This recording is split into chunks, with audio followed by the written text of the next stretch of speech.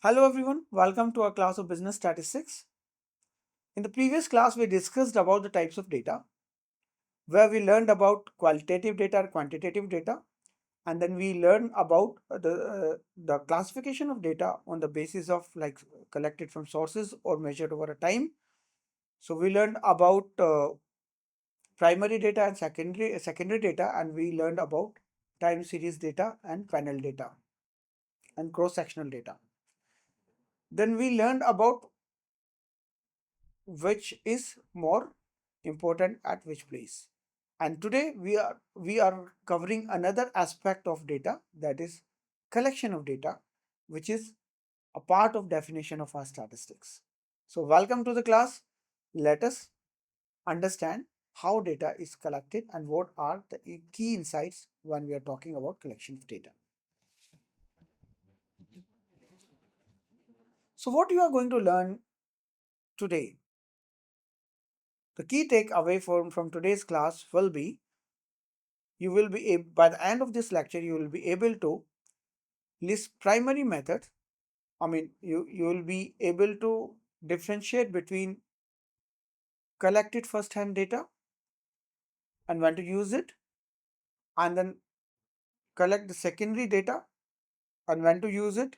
Then you will be able to compare census and sampling and then spot collection errors. So, what is collection of data? Collection of data is a deliberate process of gathering observations or measurement to answer a specific research question or a purpose. So you have your question in your mind and then you are gathering the data to answer or to address that question which you are having. You are actually try to find out the evidence from the data. So you have to be very careful while collecting the data that address your research question.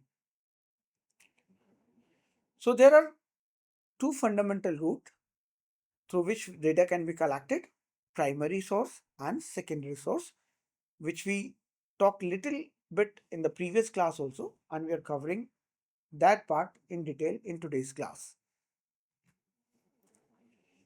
So primary versus secondary data. Primary data is collected from first hand sources. So you have collected the data first hand from directly from the sources, right? And it is more accurate, more relevant, more reliable. But obviously, when you are directly collecting the data from the source, it is a costly affair.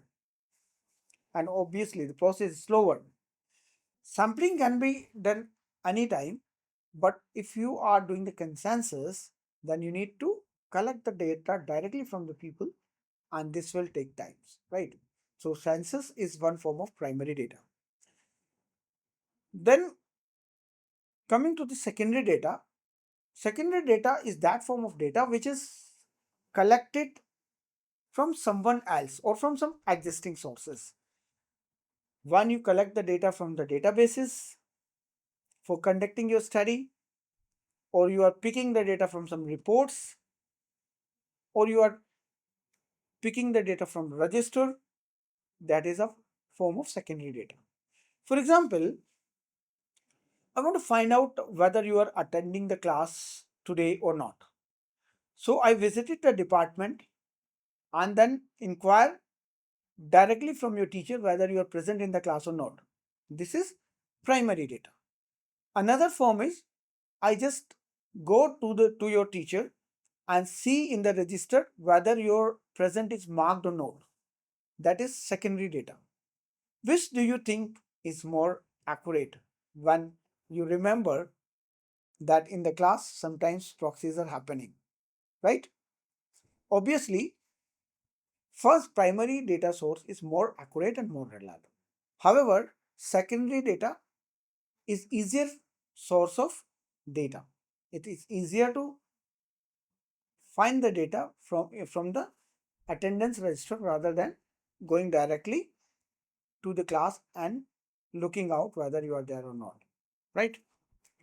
So secondary data is already collected data, and it is collected by someone else, and it may be collected from some other purpose also, but it is cheaper and faster uh, way to collect the data. And we can have the example like the company's annual report, the government reports, etc. Primary data is your own evidence because you are more sure about the accuracy of the data, and since you have selected the data as per your need and directly from the sources, so chances of error are less, right? Because information is gathered firsthand and researcher has a full control over methodology, scope and quality of data. So primary data is tailor-made or customized data which suits your need, and you have a better control over its quality, right? And obviously, when it is collected as per your choice, then it suits your study, your it suits your purpose more accurately, right? And it is more relevant for your study. So, what are the common methods of collecting the primary data? Structured surveys and questionnaires, controlled experiment, which you have conducted in the laboratories, right? Then systematic observation of behavior or events, personal interviews or telephonic interviews,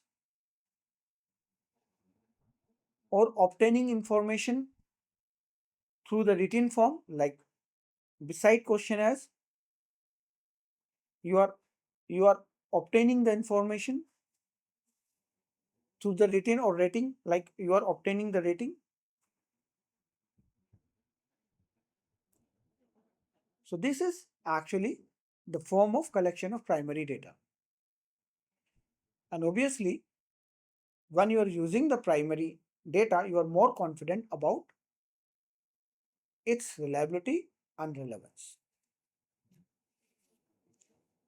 So just have a look on the sources which we have already discussed. So direct observation, where you are directly traveling to the source and collecting the data.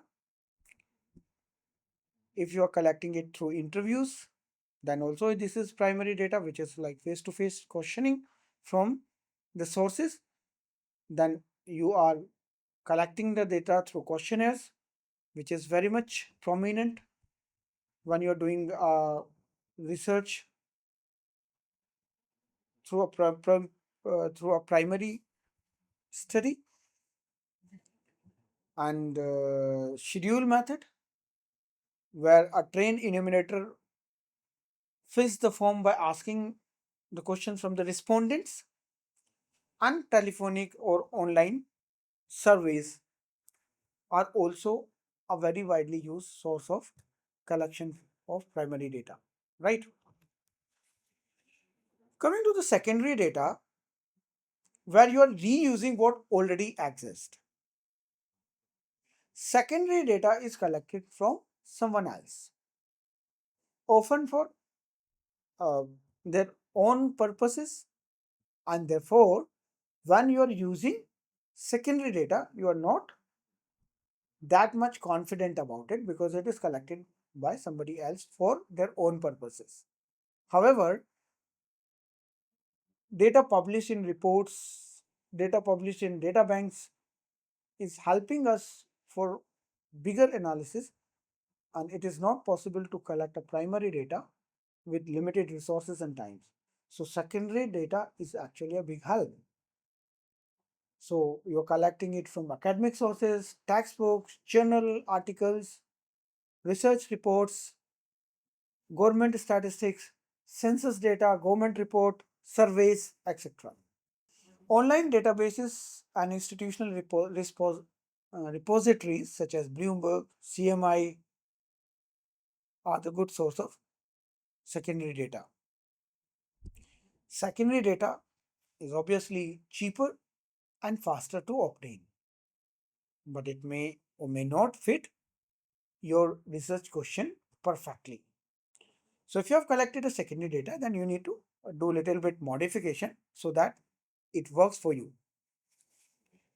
Okay, moving ahead, if we come to the sources and precautions, so we have already learned about the sources from where we can collect the data from national to international.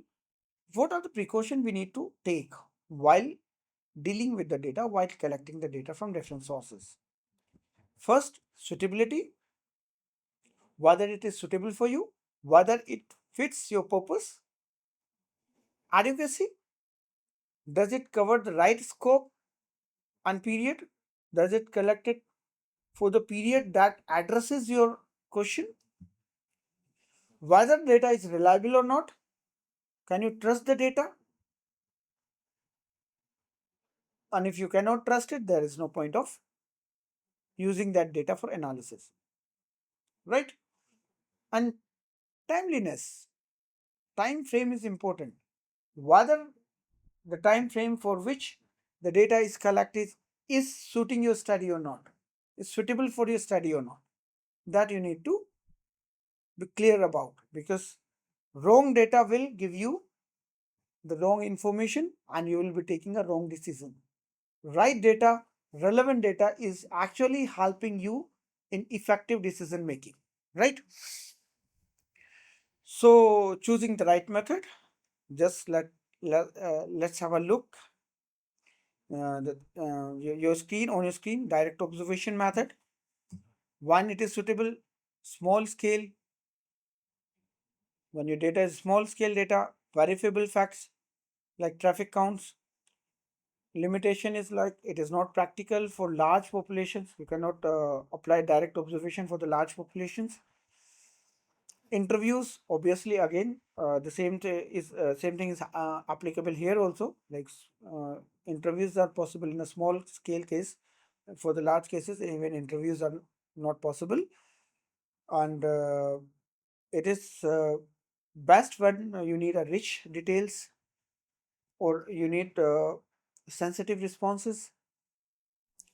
And its limitation is like if you are conducting an interview, you have to travel to the sources or sources need to travel to you, so it's a costly affair. One interviewer can be can give you a biased answers, right? Then third form is like mail questionnaire, where it is suitable when your population is large and traveling to the places is not possible, so you are simply sending the questionnaires, which is nowadays happening. Most of the scholars are actually sending the questionnaire through the WhatsApp or mails, and then they are obtaining the responses. So they are not traveling it, saving a lot of time. But the problem with this questionnaire is you would, if you would have interacted with some of the researchers who use this method, the response rate is very low. If I'm busy in my own daily affairs, it is unlikely that I'll be responding to your questionnaire until unless I have some special interest or I have some link with you. So the response rate is low. Coming to the next choice is like schedule enumerator, where which is suitable for government surveys, and when your respondents are not aware or they are not literate, then you would be answer preparing the answers for the question simply by interacting with the source. So you need the trained people who can collect the information, and the problem is then you need to pay to the enumerator separately, so it's become a costly affair. And another form is like when you obtain the data from telephone or through the internet, which is nowadays a very popular way to collect the data. People are collecting the data from the different website through the different mails and social media apps. Uh, so this is, I mean, a popular source nowadays. So it is suitable when you have to collect data in a short span of time from a large number of people, but then your respondent should be educated, or at least your respondent should be aware of the platform through which you are collecting the data. Limitation is it excludes those who have the access to the telephone or to the internet when you are dealing with telephonic or internet or online based data, right? Now, I talked a little bit about census and sample. What is census? The government is conducting a census. The information is obtained directly from the sources, source respondent. Like what are the things? Key characters of the census. Every single unit in the population is studied. Highly accurate, no sampling error, but obviously it's expensive and slow process because traveling to all the units of the respondent is little bit difficult. And we have the example national surveys and national census which are conducted as it was conducted in 2011, and now we are in the process of collecting the census data. Then coming to the sample survey, so we are not actually collecting the data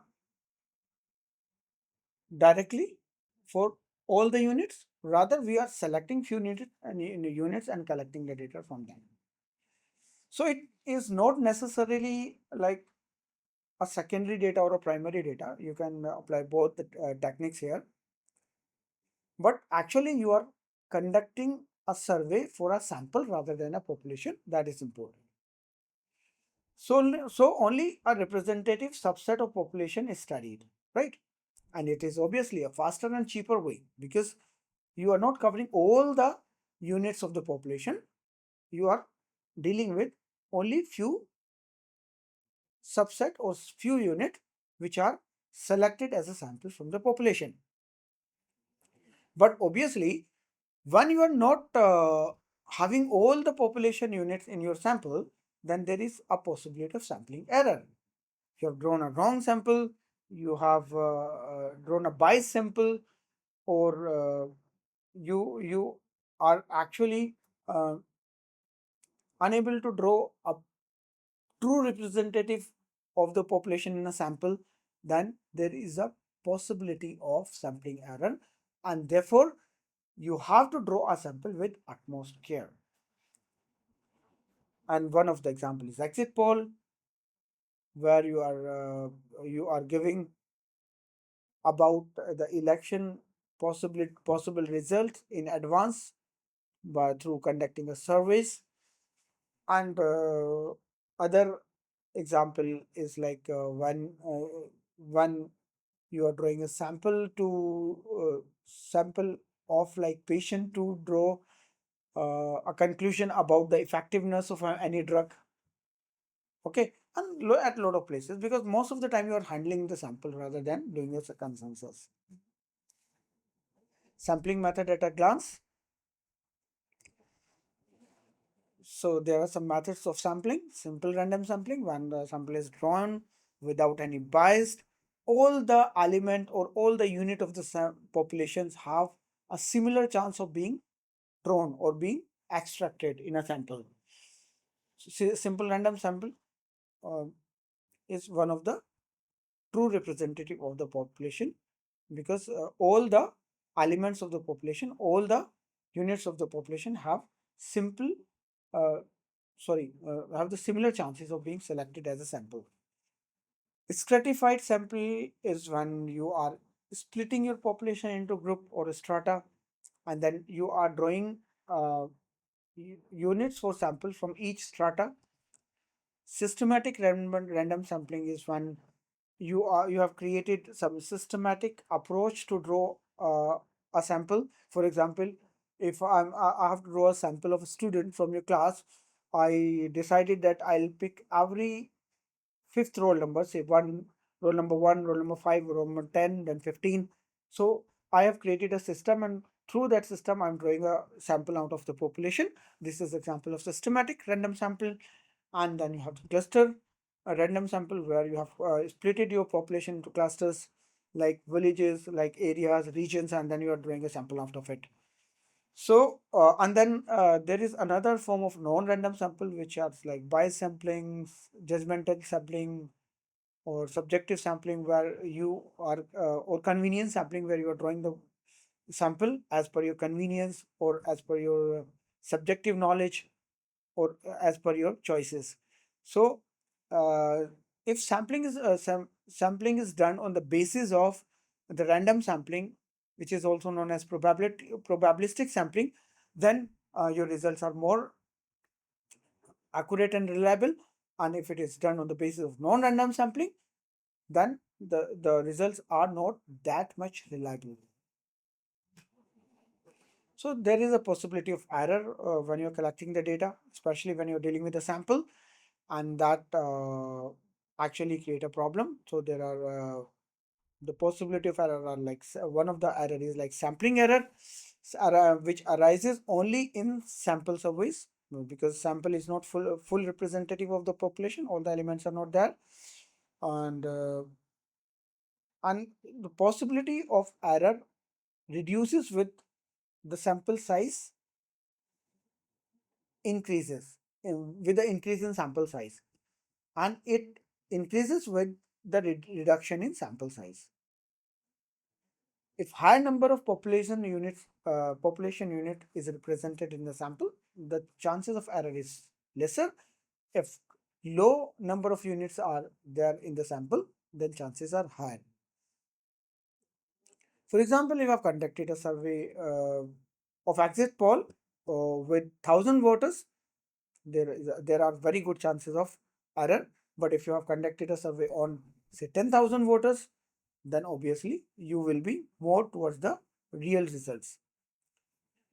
Non-sampling errors are errors that can occur in both census and sample surveys, like bad question selections, bad responses, biased responses, error in data entries, or, or inappropriate responses. And this non-sampling error is not actually behaving in a similar way as sampling error is. So when you are increasing the size of the sample, sampling error tends to decrease, but that is not case with the non-sampling error. It does not shrink with the sample size.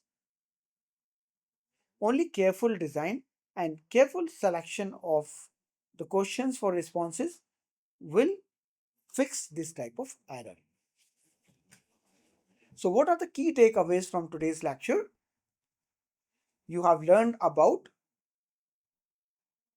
the methods of data collection, primary and secondary sources of data collection, and then you have learned about the methods of primary data collection like observation, interview, questionnaire, and telephonic or schedules.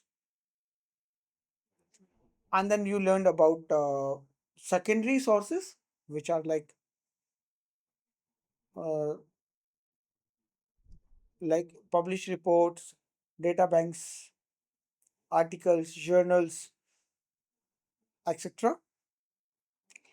And then you learned about what the key thing which you need to keep in mind while dealing with the secondary data like adequacy, reliability, timelessness, etc.